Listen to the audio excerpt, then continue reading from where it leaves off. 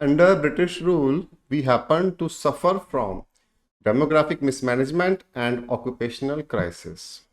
ये दो खास बातें हैं जिनके ऊपर आज हमारा टॉपिक बेस्ड है, demographic mismanagement and occupational crisis. आइए डिटेल में देखते हैं अगली स्लाइड्स में। वेलकम टू इकोनॉमिक्स ज्ञान विद सुधीर मित्तल। आज का हमारा टॉपिक आपके क्लास 12th का इंडियन इकोनॉमिक डेवलपमेंट जो बुक है आपकी, उसका चैप्टर 1 जिसका नाम है Indian economy on the eve of independence, इसका हम टॉपिक नंबर 1.3 आज पढ़ रहे हैं। इस चैप्टर का ओवरव्यू एक बार देख लेते हैं।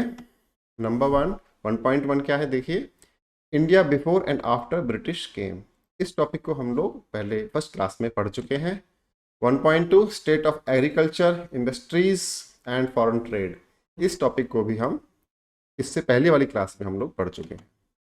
1.3 demography and infrastructure, some positives of British rule, ये टॉपिक हम आज पढ़ रहे हैं। और इसके बाद जो आएगा 1.4 वो होगा exam series of this chapter. आज के लिए टॉपिक नंबर 1.3 इस तरह से। एक खास बात कि हमारी इस वीडियो के जो डिस्क्रिप्शन बॉक्स है उसके बॉटम में आप देखेंगे तो इस चैप्टर के सभी टॉपिक्स के लिंक्स प्रोवाइड किए हुए हैं। आप जब चाहें जिस टॉपिक को आप ओपन करके वॉच कर सकते हैं। डेमोग्राफिक सिनेरियोज, ये जो वर्ड आया डेमोग्राफिक, इस वर्ड का एक मीनिंग होता है रिलेटेड टू पॉपुलेशन। मैं लिख देता हूं आपके लिए एक बार, रिलेटेड टू पॉपुलेशन। तो पॉपुलेशन के रिगार्डिंग जितनी भी बातें हैं, क्या ट्रेंड्स थे, क्या कंपोजिशन थी, और पॉपुलेशन किस तरह से बढ़ रही थी या घट रही थी, वगैरह वगैरह। Demographic scenarios under British rule, point number 1 यहाँ पे आया, first official census of India. आपको याद होगा एक हमने पहली क्लास में डिस्कस किया था कि ब्रिटिशर्स जो इंडिया में उन्होंने रूल करना शुरू किया ऑफिशियली, वो माना गया ईयर 1757 से, है ना।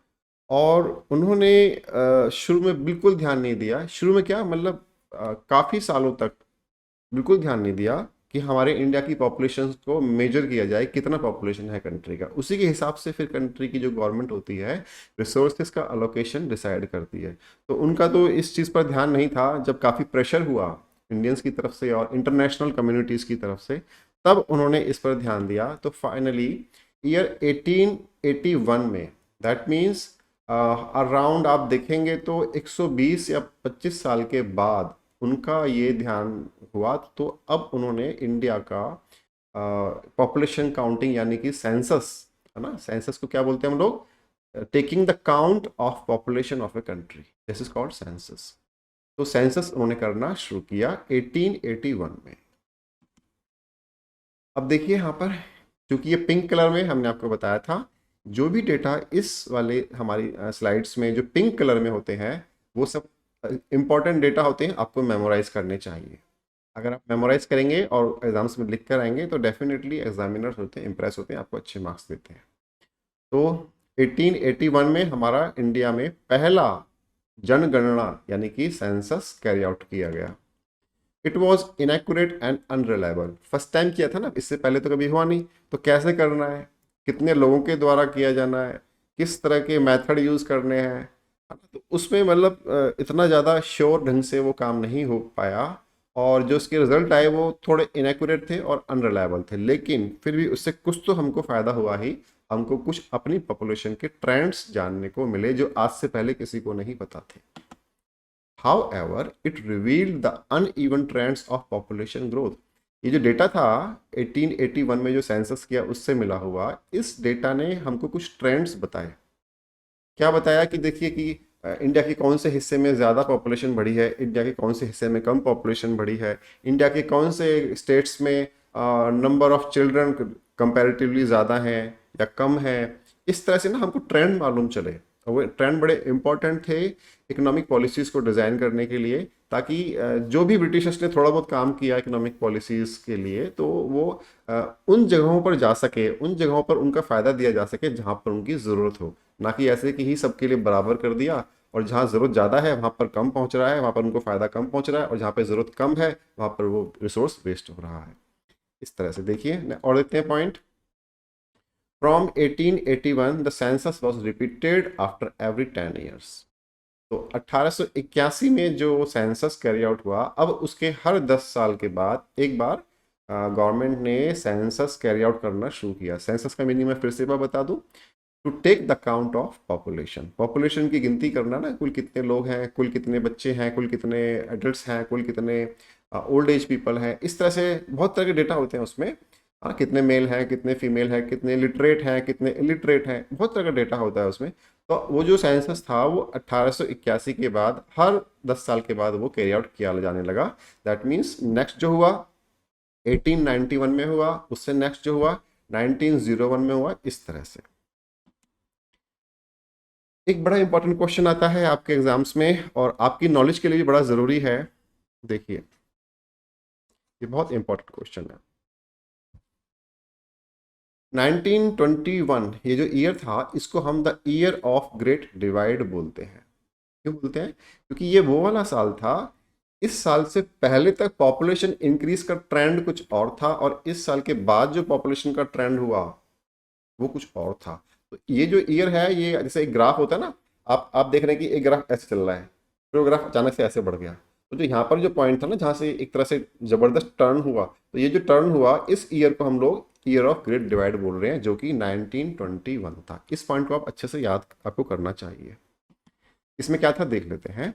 Before and after 1921 the population growth trends were different. बताया था ना अभी आपको कि 1921 से पहले कुछ और ट्रेंड थे पॉपुलेशन के, और 1921 के बाद पॉपुलेशन के ट्रेंड्स कुछ और थे। That's why we call 1921 as the year of great divide. Before 1921, the birth rate and death rate both were very high in India. 1921 से पहले जो बर्थ रेट था वो और डेथ रेट दोनों के दोनों बहुत हाई थे। Therefore, the population increased in one year and decreased in the other. तो क्या होता था उस समय 1921 से पहले तक, किसी साल में पॉपुलेशन बढ़ती थी तो किसी साल में पॉपुलेशन कम भी हो जाती थी, क्योंकि डेथ लोगों की बहुत ज़्यादा होती थी उस ज़माने में। बहुत सारे कारण थे, मेडिकल फैसिलिटीज़ नहीं थी, पैसे भी नहीं थे अपने ऊपर खर्च करने के लिए, बार बार ड्रॉट होना, बार बार फेमिन्स पड़ना। तो ऐसे बहुत सारे कारण थे जिनकी वजह से 1921 तक पॉपुलेशन का इंक्रीज हमारे कंट्री में इतना ज़्यादा नहीं था। किसी साल कम हुआ, किसी साल पॉपुलेशन ज़्यादा हुआ, इस तरह से चलता था। अब क्या हुआ, after 1921 the death rate declined. अब 1921 के बाद क्या हुआ, जो डेथ रेट था वो डिक्लाइन हो गया, यानी कि जो लोगों का मृत्यु का जो औसतन एवरेज जो रेट था वो कम हो गया। थोड़े से मेडिकल फैसिलिटीज़ बढ़े, कुछ कुछ उनका इम्प्रूवमेंट भी होने लगा था लास्ट के ईयर्स में जब ब्रिटिश ने रूल किया। तो डेथ रेट तो कम हो रहा है और बर्थ रेट वैसा का वैसा ही है। तो 1921 के बाद हमारा जो पॉपुलेशन है वो कॉन्टिन्यूसली उसने इंक्रीज किया। ये जो सेंटेंस है, ये सेंटेंस अपने आप में ना आपको बहुत सारी इंफॉर्मेशन दे रहा है।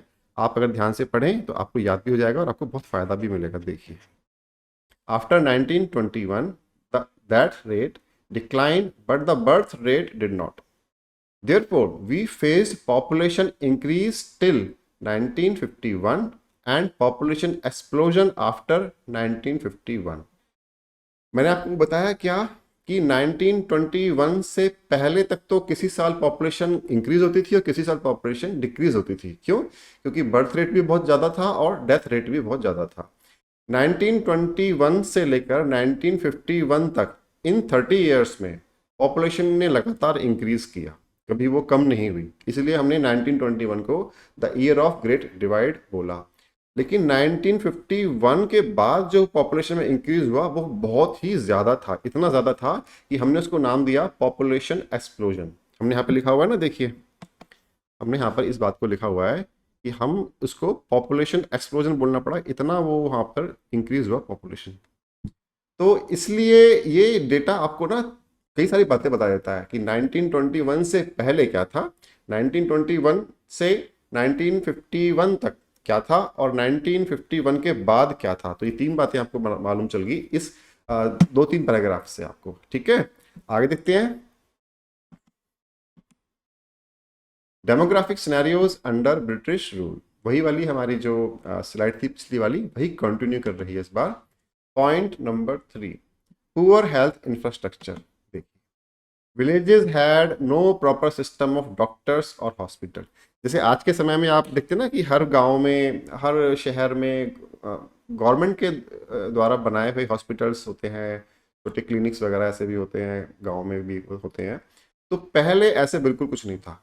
विलेजेस में कोई सिस्टम नहीं था कि डॉक्टर्स की रीच हो या डॉक्टर्स वहाँ पे अवेलेबल हो, हॉस्पिटल्स हो लोगों के लिए, ऐसा कुछ भी नहीं था। और अगर थोड़ा बहुत था भी तो इतना महंगा था प्राइवेट लोगों का कि वो लोग जो विलेज के गरीब लोग थे वो अफोर्ड भी नहीं कर पाते थे। और सिटीज़ में भी, even cities had them inadequately. Cities में भी जो था नेटवर्क डॉक्टर्स का या हॉस्पिटल का, वो बहुत ही थोड़ा था, रिक्वायरमेंट के हिसाब से बहुत कम था। आज के समय में भी कम है। सोचो आज के टाइम में भी जितना होना चाहिए उससे कम है, तो उस टाइम तो कितना कम होता होगा। तो उस ज़माने में जब आरओ सिस्टम नहीं होते थे घरों में, जहाँ साफ़ पानी पीने का सिस्टम अवेलेबल नहीं था, तो waterborne and airborne diseases would take a heavy toll on life every year. हर साल बहुत सारे लोगों की मृत्यु होती थी। किससे? पानी साफ नहीं है, वैसा वाला पानी पीना उनको पड़ता था। और जो सीजनल इन्फेक्शंस होते हैं ना एयर में, है ना, कोल्ड फ्लू इस तरह से, तो वो भी मतलब उनकी दवाइयाँ नहीं मिल पाती थी, तो वो एग्रावेट होकर के उनकी वजह से भी लोगों की काफ़ी डेथ होती थी। तो life expectancy was just 32 years. उस टाइम में ब्रिटिश रूल के अंदर जो एवरेज जो एक किसी आदमी की लाइफ थी ना, मतलब किसी आदमी की लाइफ ज़्यादा थी, किसी की कम थी, बच्चों की डेथ बहुत ज़्यादा होती थी, और कभी अकाल पड़ रहा है, कभी सूखा पड़ रहा है, कभी कुछ ऐसे हो चलता रहता था। तो एवरेज जो लाइफ थी, एवरेज पर्सन की जो लाइफ थी वो 32 ईयर्स थी, बहुत ही कम थी। जबकि आज के टाइम में ये 69 या 70 ईयर्स हो चुकी है एवरेज लाइफ। तो देखो ना कितना फर्क है, आधे से भी कम था पहले एवरेज लाइफ। अगर आप देखें लोगों की आज़ादी मिलने से पहले, हाफ से भी कम था आज के मुकाबले में। तो 32 ईयर्स ये जो है, और जो 69 ईयर्स है, ये डेटा हमने पिंक कलर से लिखा हुआ है, आपको ये वाला डेटा याद करना चाहिए। Number 4, high birth rate and death rate. देखिए इसमें क्या लिखा हुआ है हमने। बर्थ रेट, ये वाला बॉक्स हम बाद में पढ़ेंगे, पहले नीचे पढ़ लेते हैं। Birth rate was 48 and death rate was 40, both were very high. अब ये जो रेट कैसे निकलता है, इसकी कैलकुलेशन कैसे होती है, ये हम देख लेते हैं ज़रा। Birth rate means number of children born पर 1000 पीपल इन अ ईयर। एक साल में हर 1000 पीपल के पीछे कितने चिल्ड्रन का बर्थ हुआ, वो होता है बर्थ रेट। और ऐसे ही एक साल के अंदर हर 1000 पीपल में से कितने लोगों की डेथ हुई, वो होता है डेथ रेट। तो 48 था बर्थ रेट और 40 था डेथ रेट। ये दोनों हमने पिंक कलर में डाले, ये बताने के लिए कि ये भी डेटा है, आपको याद करना चाहिए। तो बहुत हाई था। और देखिए हाई इन्फेंट मॉर्टेलिटी रेट। उस जमाने में जो छोटे बच्चे होते थे ना, इन्फेंट बोलते हैं हर वो बच्चे जो 1 साल से कम के हैं।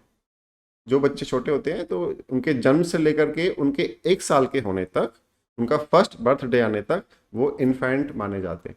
तो ऐसे बच्चों की डेथ बहुत होती थी उस ज़माने में, क्योंकि medical care, health care system उनके लिए अवेलेबल बिल्कुल नहीं था।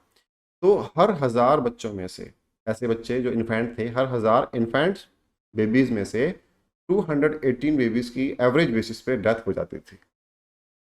तो ये बहुत टेरिबल फैक्ट था उस समय का कि इतना ज़्यादा ऐसा हो रहा है। और आज के समय में अगर हम कंपेयर करें कितना है, ईयर 2022 में दिस नंबर वॉज जस्ट 27 पर 1000। देखो कहाँ पे तो 218 और कहाँ 27, कितना फ़र्क है। उस टाइम पे कितना प्रॉब्लम था कि एक फैमिली में नया बेबी का बर्थ हुआ, सब लोग खुशी मना रहे हैं, और वो थोड़ा सा बीमार हुआ, उसका ट्रीटमेंट नहीं हो पाया for so whatso ever reason, और देखो फिर बहुत बहुत ख़राब हुआ, उसका बैड न्यूज़ ऐसे हुआ। तो टेरिबल स्टेट थी। और इन सब बातों की तरफ गवर्नमेंट ऑफ इंडिया, यानी कि उस टाइम पे जो ब्रिटिश रूल था, उनका बिल्कुल ध्यान नहीं था। वो इन चीज़ों की तरफ ध्यान ना दे करके सिर्फ एक काम में लगे हुए थे कि कैसे ज़्यादा से ज़्यादा पैसा यहाँ से कमाया जाए। पॉइंट नंबर 6 देखिए, लो literacy and wide spread poverty. पढ़ाई लिखाई उस ज़माने में नहीं होती थी, बहुत कम होती थी। तो लिटरेसी क्या होता है, देख आपको मैं वैसे बता दूं कि लिटरेसी क्या होता है। टेक्निकल टर्म्स में हर उस आदमी को लिटरेट यानी कि शिक्षित माना जाता है जो पढ़ सकता है लिखा हुआ, और जो खुद से लिख सकता है। whoever which can read and write is literate। तो लिटरेसी रेट 16% था ब्रिटिश रूल में। केवल 100 में से 16 लोग ही ऐसे थे जो पढ़ सकते थे और लिख सकते थे। हम ये बात नहीं कर रहे हैं कि वो कोई कितना ग्रेजुएट था कि पोस्ट ग्रेजुएट था, नहीं नहीं नहीं, सिंपल 5 क्लास पढ़ा हुआ बच्चा भी, 5वीं क्लास तक पढ़ा हुआ बंदा भी लिख सकता है और पढ़ सकता है ना। तो मतलब इतना भी नहीं था, 16% लोग ही थे जो पढ़ सकते थे और लिख सकते थे। और जो फीमेल थे, जो रहने वाले जो लेडीज या औरतें या लड़कियां जो थीं, उनका जो लिटरेसी रेट था तो और भी कम था, वो 7% था, केवल 7%। ये भी पिंक कलर से हमने लिखा हुआ है डाटा आपको याद करने के लिए, आपको याद करना चाहिए। मतलब लिटरेसी रेट बहुत ही कम था इंडिया में, और यही कारण था कि लोगों में गरीबी थी। जब लिटरेसी नहीं होगी ना, पढ़ाई लिखाई नहीं होगी, तो लोगों को ना, लोग क्या करते हैं, पुराना वाला रास्ता छोड़ने के लिए एग्री नहीं होते हैं। मतलब कुछ लाइफ में इनोवेटिव कुछ नया करने का रिस्क लेना वो पसंद नहीं करते। उनको लगता है कि जैसे पुराना सिस्टम चल रहा है वही ठीक है, चाहे उसमें कितनी भी प्रॉब्लम्स हैं। तो यही कारण था कि पॉवर्टी हमेशा हमारे कंट्री में रही, और आज भी अगर आप देखेंगे तो ज़्यादातर जो पॉवर्टी स्ट्रिकन फैमिलीज हैं उनमें पढ़ाई लिखाई का ना होना ही मेन कारण है। और देखते हैं हम आगे, ऑक्यूपेशनल स्ट्रक्चर। इससे क्या मतलब है कि ब्रिटिश रूल के अंदर ऑक्यूपेशनल स्ट्रक्चर क्या था। ऑक्यूपेशन मीन्स पेशा, पेशा मीन्स लोगों को अपनी लिवलीहुड अर्न करने के क्या क्या तरीके आते थे और किस किस तरीके से वो अपना फैमिली का गुजारा करते थे, है ना। तो ऑक्यूपेशनल, कोई अपना काम कर रहा है, कोई कहीं नौकरी कर रहा है, किसी का शॉप है, किसी का कुछ ट्रांसपोर्ट का काम है, ये सब ऑक्यूपेशंस कहलाते हैं, ठीक है। तो उस जमाने में किस तरह के ऑक्यूपेशंस थे इंडियंस के, वो हम यहाँ पे डिस्कस कर रहे हैं। इससे पहले ही 3 बातें हमको समझनी पड़ेंगी कि इंडिया में कौन कौन से 3 सेक्टर्स हैं, है ना। तो ये 3 सेक्टर्स हैं। Let us first understand 3 sectors of our economy. Number 1, primary sector. Number 1 primary sector, इसमें क्या क्या आता है जी। फार्मिंग, खेती करना, फिशिंग, मछली पालन, माइनिंग, अर्थ में जो माइंस होती हैं कोल की, आयरन की, इस तरह से उनको बाहर निकालना, mining. Animal husbandry, animal husbandry मतलब जैसे लोग मिल्क प्रोडक्शन के लिए कैटल्स फार्मिंग करते हैं, जैसे पोल्ट्री फार्मिंग होती है ना, इस तरह से। फॉरेस्ट्री, फॉरेस्ट्री क्या होता है, मतलब जंगल है, जंगल से जो लकड़ियाँ मिलती हैं, लकड़ियों का ट्रेड करना। जंगल से जो फ्रूट्स होते हैं, कई बार जंगल से जो हर्ब्स होती हैं, जड़ी बूटियाँ होती हैं, उनका व्यापार करना, ये सब हमारा जो आता है वो प्राइमरी सेक्टर में आता है। सेकंड देखते हैं, सेकेंडरी सेक्टर। इसको हम सेकेंडरी क्यों बोलते हैं, क्योंकि ये सेक्टर जो जो काम करता है उसका रॉ मटेरियल वो सब प्राइमरी सेक्टर से लेता है, इसलिए हम सेकंड वाले को सेकेंडरी सेक्टर बोलते हैं। समझ गए आप। सेकेंडरी सेक्टर में जितना भी काम होगा ज़्यादातर सभी डिपेंड करेंगे प्राइमरी सेक्टर की अवेलेबिलिटी पर। तो इसमें क्या कहता है सेकेंडरी में, देखिए इसमें आता है फैक्ट्री मैन्युफैक्चरिंग, फैक्ट्री में सामान बनते हैं। कंस्ट्रक्शन, घरों का या ऑफिस का, बिल्डिंग्स का कंस्ट्रक्शन हो गया। पावर जनरेशन, जो इलेक्ट्रिसिटी बनती है ना, चाहे वो डैम से बन रही है, चाहे वो कोल से बन रही है, चाहे वो सोलर बन रही है, वो सब क्या सेकेंडरी सेक्टर में आता है। और क्या है, कैपिटल गुड्स, है ना, बड़ी बड़ी मशीनें बन रही हैं, बड़े बड़े इक्विपमेंट्स बन रहे हैं, तो वो सब कैपिटल गुड्स में आते हैं। और क्राफ्ट्स, क्राफ्ट मतलब हैंडीक्राफ्ट्स, जो हाथों से काम बनाए जा रहे हैं, हाथों से चीज़ें बना करके लोग बेच रहे हैं, तो वो सब हमारा सेकेंडरी सेक्टर में आता है। पॉइंट 3 देखते हैं, टर्शरी सेक्टर। तो ये ना, ये हमारे इकोनॉमी के स्टैंडर्ड 3 सेक्टर हैं, प्राइमरी, सेकेंडरी एंड टर्शरी। ये जो सेक्टर्स का डिवीजन है ये थोड़ा सा डिफरेंट है जो आपने मैक्रो इकोनॉमिक्स में पढ़ा था।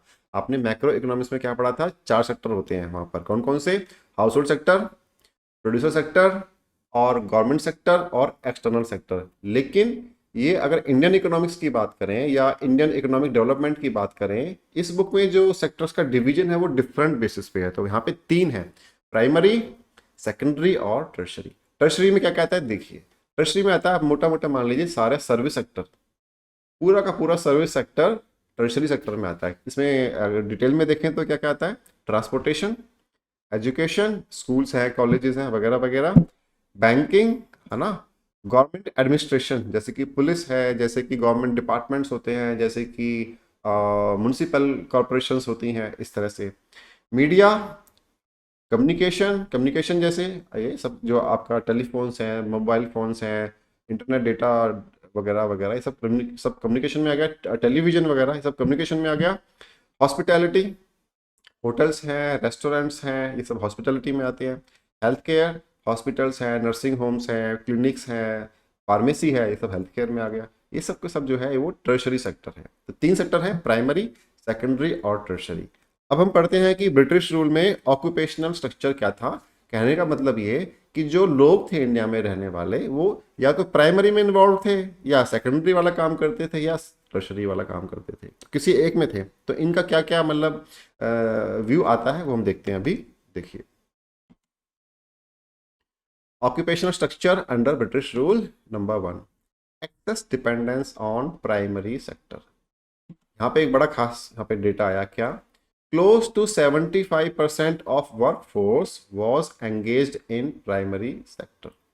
आप कहोगे सर आपने ये परसेंटेज जो बताई थी लास्ट वाली क्लास में वो तो कुछ अलग थी, यहाँ पे 75 कैसे हो गया? तो देखिए ध्यान से, हमने लास्ट में आपको बताया था कि अराउंड 2/3, करीब करीब 66 या 70% के आसपास ऐसा जो लोग थे वो एग्रीकल्चर या प्राइमरी सेक्टर में इन्वॉल्व थे। तो वो जो परसेंटेज थी वो परसेंटेज टोटल पॉपुलेशन की थी, और यहाँ पर क्या है ये परसेंटेज, वर्क फोर्स की। तो वर्क फोर्स की और पॉपुलेशन में दोनों में फर्क है।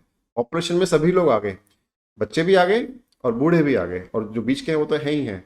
लेकिन वर्क फोर्स में केवल वो लोग आए जो काम कर रहे हैं, बच्चे भी नहीं आए, और जो ओल्ड एज पीपल हैं जो काम नहीं कर सकते अब, वो भी नहीं आए, वो भी उनको हमने निकाल दिया उस वाली काउंटिंग से। तो क्या बचा, वर्क फोर्स बचा। तो वर्क फोर्स का 75% जो लोग थे वो सब प्राइमरी सेक्टर में एंगेज थे, यानी कि एग्रीकल्चर, माइनिंग, इस तरह की चीज़ों में, फिशिंग, इस तरह की एक्टिविटीज़ में वो लोग अपना लिवलीहुड करते थे। नेक्स्ट देखिए, केवल 10% लोग थे जो सेकेंडरी सेक्टर में काम करते थे, यानी कि जो फैक्ट्री मैन्युफैक्चरिंग है, कंस्ट्रक्शन है, एक्सेट्रा एक्सेट्रा, मैंने आपको भी बताया इस स्लाइड से पहले। तो केवल 10% ऐसे लोग थे जो कि सेकेंडरी में काम करते थे, और 10 to 15% जो लोग थे वो टर्शरी यानी कि सर्विस सेक्टर में काम करते थे, जैसे कि सर्विस में ट्रांसपोर्टेशन है, कम्युनिकेशन है, मैंने आपको सारे लिस्ट में गिनाए सारे नाम अभी। तो ये था जी डिवीजन कि हमारे पॉपुलेशन का, वर्कफोर्स का कितना कितना परसेंटेज कौन कौन से सेक्टर में काम करता था। ये बहुत बड़ा परसेंटेज है 75, के सारे लोग खेती बाड़ी में ही ज़्यादातर लगे हुए हैं, है ना। तो ये कंट्री की बैकवर्डनेस को शो करता है कि लोग कुछ नया नहीं करना चाह रहे, लोग पुराने सिस्टम को ही चलाए जा रहे हैं। जैसे एक फैमिली में मान लीजिए 2 मेंबर है, अभी अब दोनों मिलकर एक खेत में काम करते हैं, अब उन दोनों की शादी हुई, आगे आने वाले समय में उनके बच्चे भी हुए, अब फैमिली बढ़ करके धीरे धीरे वो बच्चे बड़े हो गए, तो मान लो फैमिली में 4 या 5 या 7 मेंबर है। अब 7 के 7 मेंबर उसी खेत में काम करने में लगे हुए हैं। तो जो खेत में 2 ही काम करने के लिए लोग सफिशिएंट थे, उसमें अगर 7 लोग काम करेंगे तो प्रोडक्शन थोड़ी बढ़ जाएगा, है ना, समझने की बात है। तो प्रोडक्शन बढ़ नहीं रहा है, लेबर फोर्स एग्रीकल्चर में बढ़ती जा रही है, बढ़ती जा रही है। तो यही कारण था कि ना हम ऐसा पाते थे कि पॉपुलेशन का ज़्यादातर हिस्सा वो खेती के काम में लगा हुआ है, जबकि वहाँ पे उतने लोगों की ज़रूरत नहीं थी। और ये लोग फिर फैक्ट्रीज वगैरह में काम क्यों नहीं करते थे, बिकॉज फैक्ट्री थी ही नहीं। ब्रिटिशर्स ने इंडिया में फैक्ट्री बनने ही नहीं दिया था ज़्यादा। तो जब फैक्ट्री थी ही नहीं तो बेचारे काम कहाँ करते, इसलिए वो ज़्यादातर सब लोग खेतों में ही, अपने एग्रीकल्चर एक्टिविटीज़ में ही लगे। क्या करते, खाली थोड़ी बैठना था उनको, इस तरह से। तो ये जो एक पॉइंट आया वही वाला कि पिंक इंक में है, पिंक कलर में है, तो आपको ये वाला डेटा याद करना चाहिए, बहुत आसान है याद करना। 75% प्राइमरी, 10% आपका हो गया सेकेंडरी, और जो बचा कितना 15% दैट इज टर्शरी। टर्शरी जो वर्ड है इसका मतलब होता है थर्ड। टर्शरी जो वर्ड है ना ये वाला, इसका मीनिंग होता है थर्ड, 1 2 और थर्ड, थर्ड वाला जो है वो टर्शरी है। देखिए, सेकंड पॉइंट है हमारा रीजनल डिस्पैरिटी, मतलब कंट्री के अलग अलग एरियाज में, अलग अलग रीजन में इक्वल ट्रेंड नहीं थे, अलग अलग ट्रेंड थे। किस तरह से देखते हैं, the work force in states like Bengal, Andhra, Karnataka, Tamil Nadu, Kerala, Maharashtra etcetera was shifting from primary to secondary and tertiary sector. जो जो हमने स्टेट्स के नाम गिनाए हैं यहाँ पर, ये वो स्टेट्स हैं जहाँ पर कुछ फैक्ट्रीज का या कुछ मतलब टर्शरी सेक्टर्स की ज़्यादा अपॉर्चुनिटीज़ अवेलेबल थी। तो यहाँ के लोगों ने धीरे धीरे एग्रीकल्चरल एक्टिविटीज से हट करके सेकेंडरी और टर्शरी सेक्टर पे आना भी शुरू कर दिया था। तो ये तो हुआ इन स्टेट्स के बारे में जो हमने ऑब्जर्व किया। इनसे अपोजिट कुछ स्टेट्स थे, जैसे कि the workforce in states like Rajasthan, Punjab, Orissa was rather increasing in the primary sector. अब इन स्टेट्स में क्या था, फैक्ट्रीज का एब्सेंस था, मतलब बहुत कम फैक्ट्रीज थी, ना के बराबर। तो अब पॉपुलेशन तो बढ़ी रही थी अपनी स्पीड से, तो वो लोग क्या करते थे कि अब काम क्या करें, वो खेती बाड़ी में लग जाओ, अपना खेती करो। तो एग्रीकल्चर सेक्टर में ही वो लोगों की पॉपुलेशन बढ़ने लगी इन स्टेट्स में। तो हमने ये पाया कि मतलब इंडिया में जो ऑक्यूपेशनल जो ट्रेंड था वो अलग अलग स्टेट्स में अलग अलग है। ऐसा नहीं है कि पूरी कंट्री में ही एक जैसा चल रहा है। ठीक है, और देखते हैं। अब आया point infrastructure on the eve of independence. ये इंफ्रास्ट्रक्चर क्या होता है, इसका हम क्लैरिफिकेशन अभी आपको अच्छे ढंग से करेंगे। देखिए, late us first get the meaning of infrastructure. ये होता क्या है समझ लेते हैं। इसमें दो बातें होती हैं। क्या, infrastructure refers to the elements of economic advancement, और सेकंड क्या है, elements of the social advancement. एक तो हो गया इकोनॉमिक एडवांसमेंट्स के एलिमेंट्स, एक हो गए सोशल एडवांसमेंट के एलिमेंट्स। दोनों में क्या क्या आ रहा है वो देखते हैं। इकोनॉमिक एडवांसमेंट किससे होती है, ट्रांसपोर्टेशन फैसिलिटीज ज़्यादा से ज़्यादा होनी चाहिए, कम्युनिकेशन अच्छा लेवल का होना चाहिए इंडिया में ना।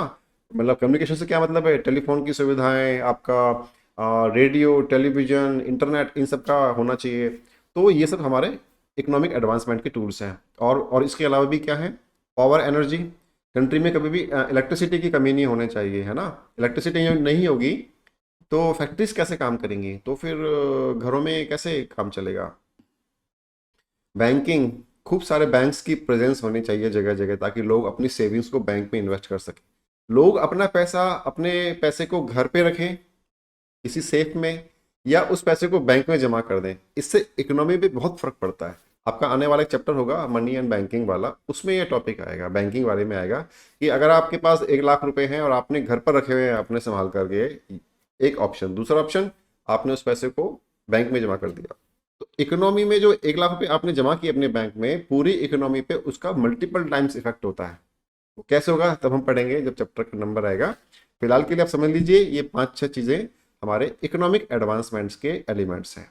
और सोशल एडवांसमेंट कैसे होती है जी, हेल्थ केयर, सभी जगह हॉस्पिटल हों, सभी जगह डॉक्टर्स अवेलेबल हों, एजुकेशन, खूब सारे स्कूल्स हों, कॉलेजेस हों, और अफोर्डेबल हों। स्कूल्स और कॉलेज में मिलने वाली एजुकेशन अफोर्डेबल हो सब लोगों के लिए। हाउसिंग, कोई भी ऐसा ना हो कि उसको घर नहीं, वो बेघर है, ऐसा ना हो, सबको घर जैसा भी छोटा बड़ा सबको मिले, लेकिन है ना, हाउसिंग फैसिलिटीज। ये हमारे सोशल एडवांसमेंट के एलिमेंट्स हैं।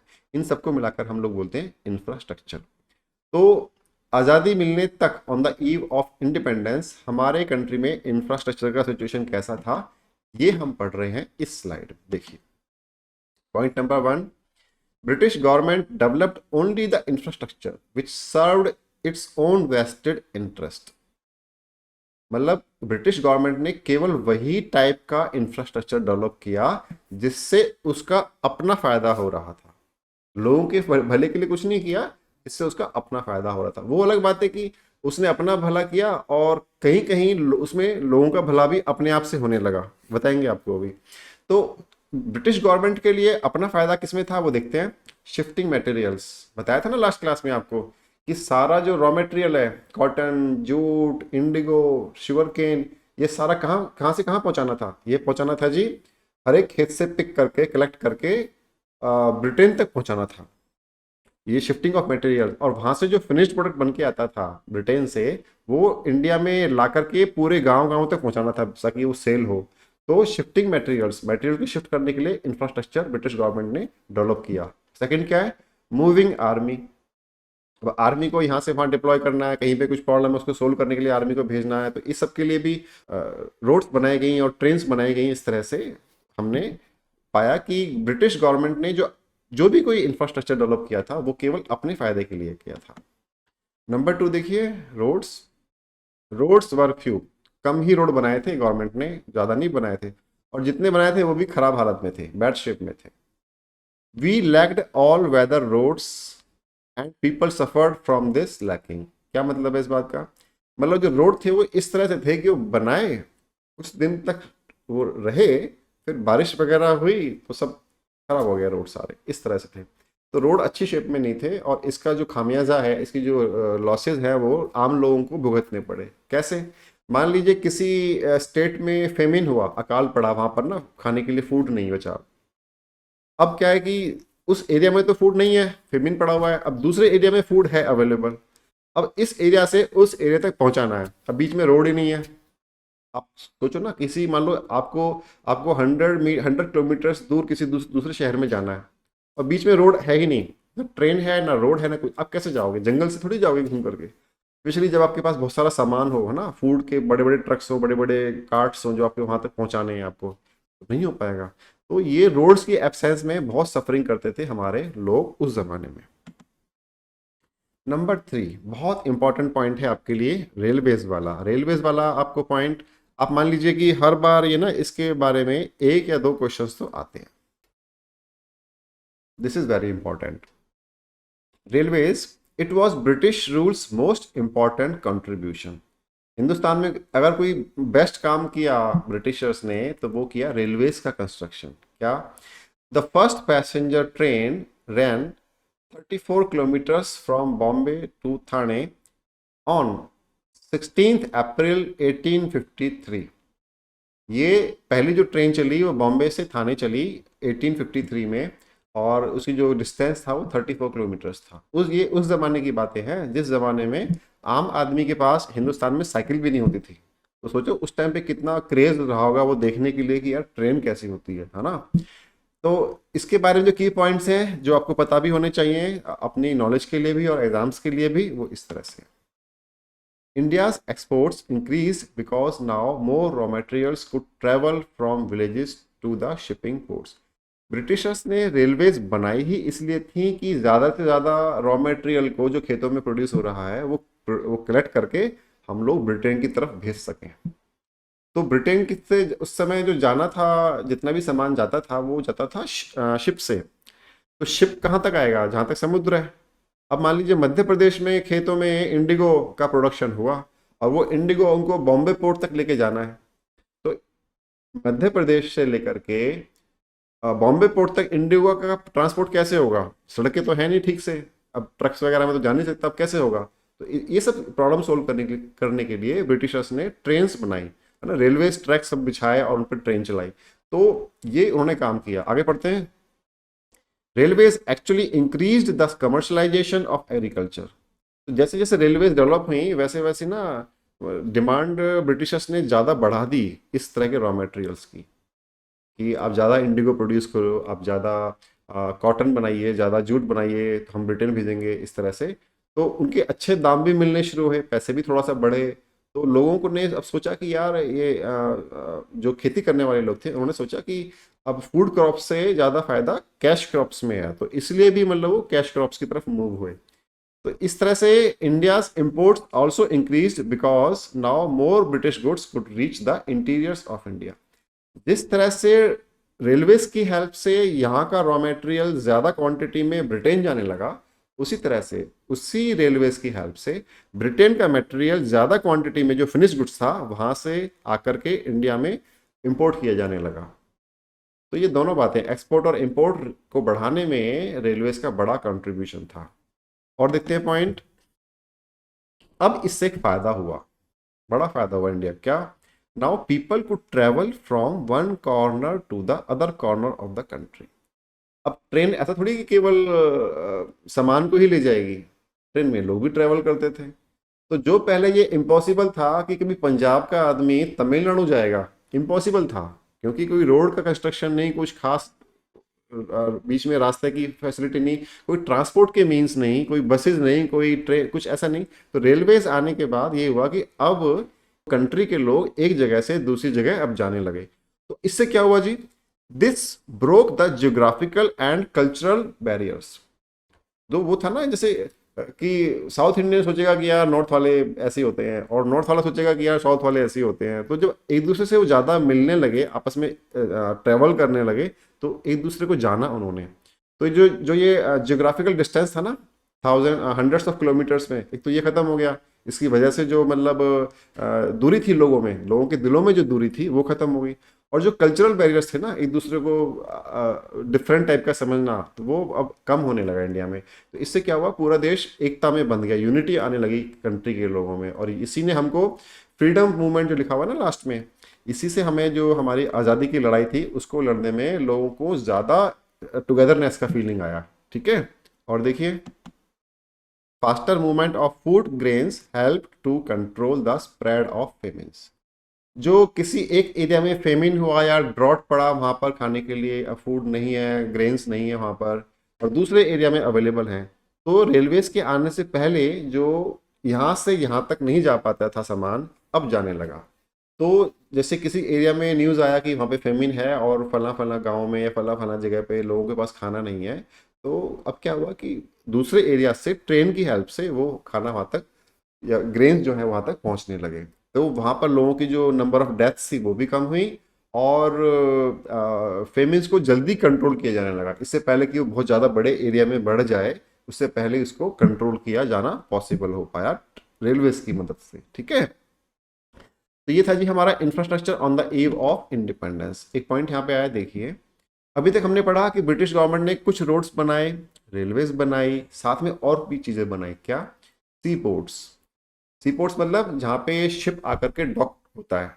डॉक मतलब आप समझिए ना, शिप सी से आया और अपने मटेरियल को लोड या अनलोड करने के लिए उसको किनारे पर आकर डॉक करना पड़ेगा ना, अपने आप को स्टेशनरी मतलब स्टेबल करना पड़ेगा, ताकि वो हिले डुले ज़्यादा नहीं और स्टेबल रहे, ताकि लोडिंग अनलोडिंग हो सके। तो इसके लिए गवर्नमेंट ने, ब्रिटिश गवर्नमेंट ने इंडिया में कई सारे सी पोर्ट्स बनाए अपने फ़ायदे के लिए, अपने इम्पोर्ट और एक्सपोर्ट को ज़्यादा बढ़ाने के लिए। एयरपोर्ट्स की भी डेवलपमेंट हुई, मतलब अब फ्लाइट्स भी इंडिया में अब होने लगी, थोड़ा बहुत थोड़ा लेवल पे, लेकिन थी आज़ादी से पहले भी। पोस्ट एंड टेलीग्राफ, पूरे कंट्री में अपने इंफॉर्मेशन नेटवर्क को ठीक से रन करने के लिए ब्रिटिश गवर्नमेंट ने क्या किया, सभी जगह पोस्ट ऑफिस खोले, और वहाँ पर लेटर्स को भेजने की सुविधा, और टेलीग्राफ्स।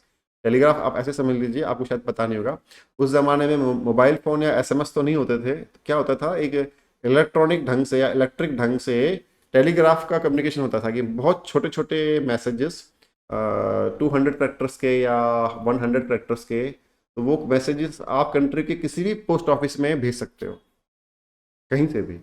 तो उस ज़माने में ये एक ऐसा एसएमएस सिस्टम था जो थोड़ा स्लो था, लेकिन काम था, करता था वो, है ना।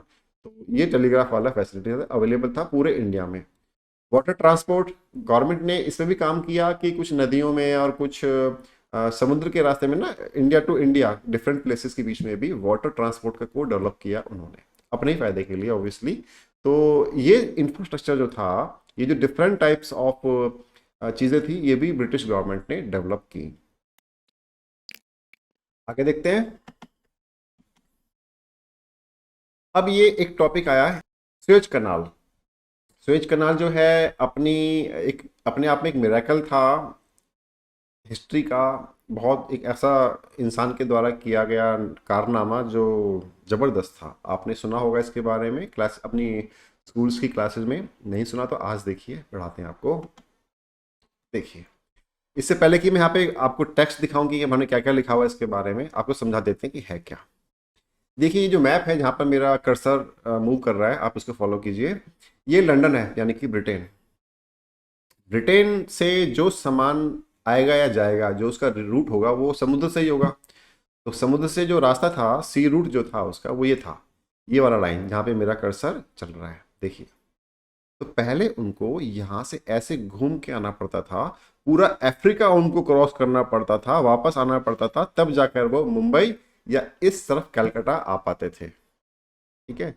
ये जो डिस्टेंस था, दिस डिस्टेंस वाज 19,800 किलोमीटर्स, करीब करीब 20,000 किलोमीटर का डिस्टेंस था ये, कि उनको ट्रैवल करना पड़ता था। तो इस ट्रैवल के दौरान है ना, कितना तो टाइम लगा। अब जो शिप है उसकी स्पीड तो लिमिटेड ही होती है ना, ऐसे बहुत मतलब रोड की तरह या ट्रेन की तरह तो नहीं चल सकते शिप्स।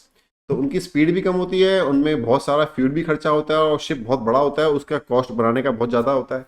तो कॉस्ट भी बहुत लगती थी, टाइम भी बहुत लगता था, तो ऐसे घूम के आना पड़ता था। अब क्या किया लोगों ने, अब उन्होंने छोटा एक शॉर्टकट निकाला, क्या निकाला कि यहाँ से आप मेरे कर्सर को फिर से फॉलो कीजिए कि ब्रिटेन से ये शिप ऐसे चलेगा, यहाँ पे सी अवेलेबल है, करते करते करते करते करते करते ऐसे यहाँ तक आ जाएगा। अब जो ये आप थोड़ा डार्क वाला एरिया देख रहे हैं ना, ये यहाँ पर पहले कोई पानी का प्रेजेंस नहीं था, ये यहाँ पे सब डेजर्ट है, ये ना सहारा डेजर्ट जो है उसका पार्ट है। तो यहाँ पे केवल कुछ हिस्सा था ज़मीन का जो अगर खोद दिया जाए, वहाँ पर अगर उसको डिग करके वहाँ पे एक कैनल जैसा बना दिया जाए, बड़ी सी नहर बना दी जाए, तो फिर वो शिप जो है वो इस नहर से होता हुआ यहाँ पर जो आप देख रहे हैं जहाँ मेरा अभी कर्सर है, यहाँ पर सी में वापस आ जाएगा। और यहाँ पर एक बार सी में आ गया तो फिर तो यहाँ से ऐसे होते हुए सीधा बॉम्बे आ सकता है। अगर ऐसा हो गया तो ये जो डिस्टेंस हुआ, ये डिस्टेंस केवल 11,600 किलोमीटर, 11,600 किलोमीटर्स, रफली 11,500 किलोमीटर्स हुआ। तो कहाँ तो 20,000 किलोमीटर्स, कहाँ किलोमीटर्स, तो कितना फर्क है, टाइम भी बचेगा, कॉस्ट भी बचेगी और प्रॉफिट भी बढ़ेगा इस तरह से। तो इस वाली स्वेज कैनल को, जो यहाँ पे जो पहले मिट्टी थी बहुत सारी, इन सबको, बहुत बड़ा एरिया है वैसे, यहाँ पे तो लग रहा है छोटा सा है पर वो रियल में देखोगे तो बहुत बड़ा है। यहाँ पर इतनी डिगिंग की गई इंजीनियर्स के द्वारा उस समय में, और फिर इस कैनल को बनाया गया जिसका नाम था स्वेज कैनल। और ये कैनल के थ्रू अब शिप जो है ऐसे जाते हैं आज के टाइम में भी। तो ये कॉस्ट भी कम हुई और टाइम भी सेव हुआ इससे। तो इसके बारे में पढ़ लेते हैं क्या क्या हमारे पास पॉइंट्स हैं।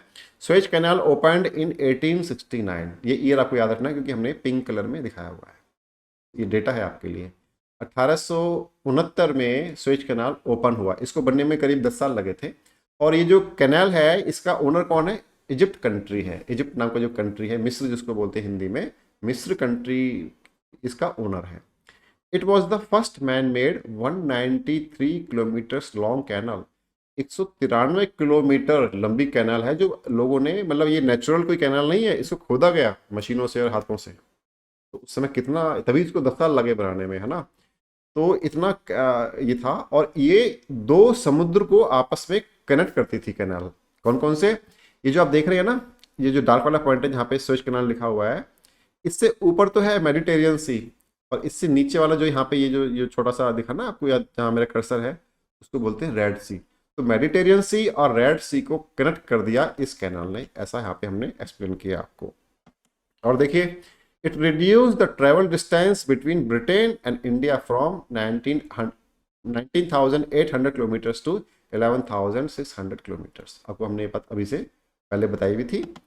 थर्ड देखिए, it saved time and cost of transportation, पक्का ये तो होना ही है।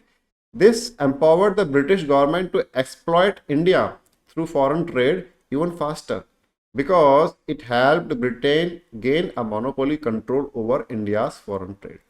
जब ब्रिटेन की कॉस्ट कम हो गई, ब्रिटेन की जो टाइम लगता था वो कम हो गया, ट्रांसपोर्ट टाइम, तो ब्रिटेन ने और अपना फ़ायदा, उसका ब्रिटेन का प्रॉफिट बढ़ा। तो जब ब्रिटेन का प्रॉफिट बढ़ेगा तो वो ज़्यादा अच्छा बार्गेन कर पाएगा हमसे, हमको थोड़ा सस्ता भी दे देगा क्योंकि उसका प्रॉफिट ज़्यादा बढ़ गया। तो अगर थोड़ा सस्ता भी दे देगा तो दैट हमारे लिए तो बड़ा अच्छा है ना, कि हम तो ब्रिटिश सामान ही खरीदेंगे। तो ये इस वाले फैक्टर ने इंडिया में ब्रिटिश गुड्स का मोनोपोली और ज़्यादा बढ़ाया कि ट्रांसपोर्टेशन कॉस्ट और टाइम का सेविंग हो रहा था ब्रिटेन को। तो ब्रिटेन हमको और थोड़ा सा और सस्ता दे पाया, हम और खुश, तो हम केवल ब्रिटिश गुड्स पे ही डिपेंड और ज़्यादा करने लगे। ये यहाँ पे हमने एक्सप्लेन किया। आपके एग्जाम पॉइंट ऑफ व्यू से this is the one of the most important topics, ये बहुत इंपॉर्टेंट टॉपिक है, इसको भी आप अच्छे से समझ लेंगे। क्या क्या याद करना है, 1869 और ये 19,800 टू 11,600 और मोनोपोली वाली बात, 3 बातें याद करनी है आपको, है ना, इस तरह से।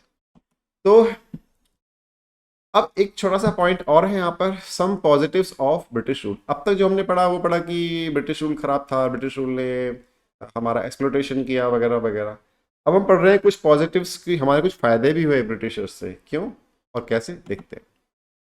Point number 1, due to commercialisation of agriculture the aggregate area under cultivation increased. क्या मतलब है सेंटेंस का, समझ लेते हैं। जब ब्रिटिशर्स ने कैश क्रॉप का प्रमोशन किया और उन्होंने कुछ अच्छे पैसे भी देना शुरू किए किसानों को, तो किसानों को लगा कि यार अब ना ज़्यादा खेती करो, ज़्यादा खेती कैसे करोगे, लैंड तो लिमिटेड ही होती है।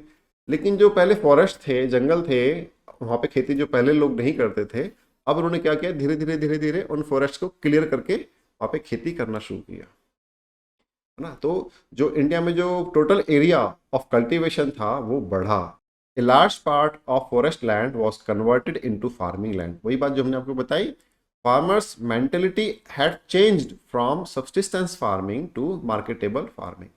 अब ना धीरे धीरे फार्मर्स की मेंटेलिटी चेंज हो रही थी कि यार खेती करनी है केवल इसलिए नहीं कि अपने परिवार का पालन पोषण करना है, इसलिए नहीं, हमको पैसे भी कमाने हैं उससे, फ्यूचर की प्रॉब्लम्स को अटेंड करने के लिए, है ना।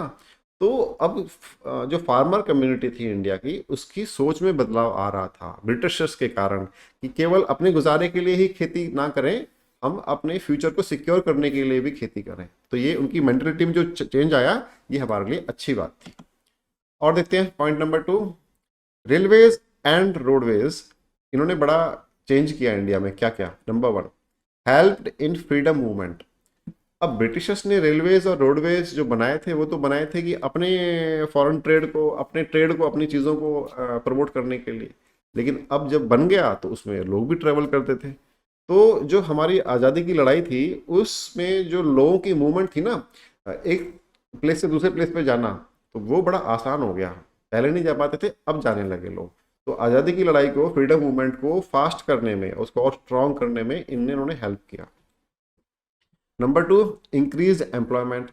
जब रेलवेज बढ़ा, रोडवेज बढ़ा, ट्रेड बढ़ा, है ना, लोगों चीज़ों का सेल परचेज बढ़ा, तो ऑब्वियसली उसके लिए एम्प्लॉयमेंट भी बढ़ेगा। क्यों? क्योंकि उसके लिए ट्रांसपोर्टेशन भी चाहिए, उसके लिए सेलर भी चाहिए, डिस्ट्रीब्यूटर भी चाहिए, मतलब अलग तरीके से एम्प्लॉयमेंट बढ़ता है ना।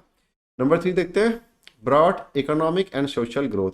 जब एम्प्लॉयमेंट बढ़ रहा है लोगों में, तो उनके पास थोड़ा पैसा भी थोड़ा सा बढ़ने लगा पहले के मुकाबले। जो बिल्कुल गरीब थे वो थोड़े कम गरीब थे अब, तो इस तरह से उनका थोड़ा सा इम्प्रूवमेंट हुआ इकोनॉमिक कंडीशन में।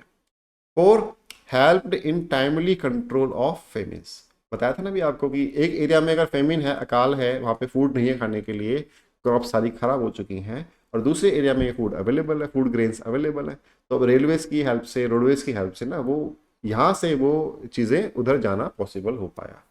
तो टाइमली कंट्रोल हो पाया फेमिन्स का रेलवेज की हेल्प से। नंबर लास्ट देखिए 5th, इंक्रीज नेशनल यूनिटी। मतलब जब साउथ का बंदे नॉर्थ जाने लगे, नॉर्थ के बंदे साउथ, इस तरह से ईस्ट के बंदे वेस्ट और वेस्ट के बंदे ईस्ट, आपस में लोग ट्रेवल करने लगे, एक दूसरे की लाइफ को ज़्यादा जानने लगे, तो उनको लगा कि यार सब हम लोग हमारे जैसे ही हैं, सब लोग परेशान ही हैं। तो अब इन ब्रिटिशर्स से कैसे छुटकारा मिले, तो सब ने मिलके सोचा, तो नेशनल यूनिटी हमारी बढ़ी, राष्ट्रीय एकता में हमारा इजाफा हुआ। पॉइंट नंबर 3 देखिए, under British rule Indian economy had graduated from barter system of exchange to monetary system of exchange.